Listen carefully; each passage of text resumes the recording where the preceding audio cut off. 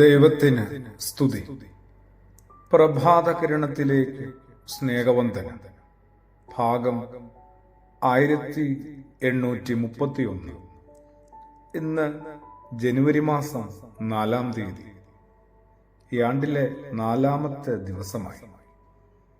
ഒരാഴ്ച തികയുന്നതിന് മുമ്പ് തന്നെ പ്രതീക്ഷകളിൽ നിന്നും പ്രത്യാശകളിൽ നിന്നും സാധ്യതകളൊക്കെ പ്രയോജനപ്പെടുത്താമെന്ന നിശ്ചയദാർഢ്യത്തിൽ നിന്നൊക്കെ ആരെങ്കിലുമൊക്കെ പിന്തിരിഞ്ഞിട്ടുണ്ടാവും.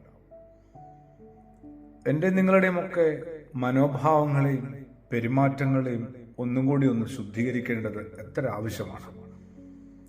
തേങ്ങയിടാൻ കയറിയാൽ അബദ്ധത്തിൽ കാല് തെറ്റി താഴെ വീണു. അയൽക്കാർ ഓടിക്കൂടി ആളെ ഉടനെ ആശുപത്രിയിൽ എത്തിച്ചു. ഡോക്ടർ ആവട്ടെ പൊതുവെ ഒരു മുൻകോപിയാണ്. ഏത് രോഗിയെ കൊണ്ടുവന്നാലും ചോദിക്കും, ഇപ്പോഴാണോ കൊണ്ടുവരുന്നത്? ഇക്കുറിയും അദ്ദേഹം അത് തെറ്റിച്ചില്ല. നിങ്ങൾ എത്ര നേരം എവിടെയായിരുന്നു? ആശുപത്രിയിൽ എത്തിച്ചവരിൽ ഒരാൾ പറഞ്ഞു, തെങ്ങിൽ നിന്നൊന്ന് വീണ് കിട്ടിയാലല്ലേ കൊണ്ടുവരാൻ കഴിയും. അവനവന്റെ ധാരണകൾക്കും നിയമങ്ങൾക്കും സ്വന്തം സ്വഭാവ സവിശേഷതകൾക്കും അനുസരിച്ച് തന്നെ എല്ലാവരും എന്നോട് പെരുമാറണമെന്ന് നമ്മുടെ ഒരു വാശി, ഒരു ദുർവാശി. ശരിക്കും അതല്ലേ ബന്ധങ്ങളെല്ലാം ഉലയാനായിട്ടുള്ള കാരണം. ആർക്കും ആരോടും പൂർണ്ണമായി പൊരുത്തപ്പെടേണ്ട ആവശ്യമില്ല കേട്ടോ. കുറെയൊക്കെ അങ്ങോട്ടും ഇങ്ങോട്ടും ഒക്കെ സഹകരിച്ച് സമരസപ്പെട്ട് പോകാന്നേ ഉള്ളൂ. വീടിനകത്തുള്ളവരോടും നമ്മൾ പുലർത്തുന്ന ഒരു സമ്പർക്ക രീതിയുണ്ട്. അത് തൊഴിലിടങ്ങളിൽ ആവശ്യമില്ല. സഹയാത്രികരോടും അപരിചിതരോടും ഒരേ രീതിയിൽ ഇടപഴകണമെന്നുമില്ല. എന്നാലും ഓരോ പെരുമാറ്റത്തിലും രണ്ട് കാര്യങ്ങൾ വ്യക്തമാകുന്നുണ്ടെന്നൊരു ധാരണ വേണം. ഒന്ന്, സ്വന്തം സ്വഭാവത്തിന്റെ പ്രത്യേകതകൾ.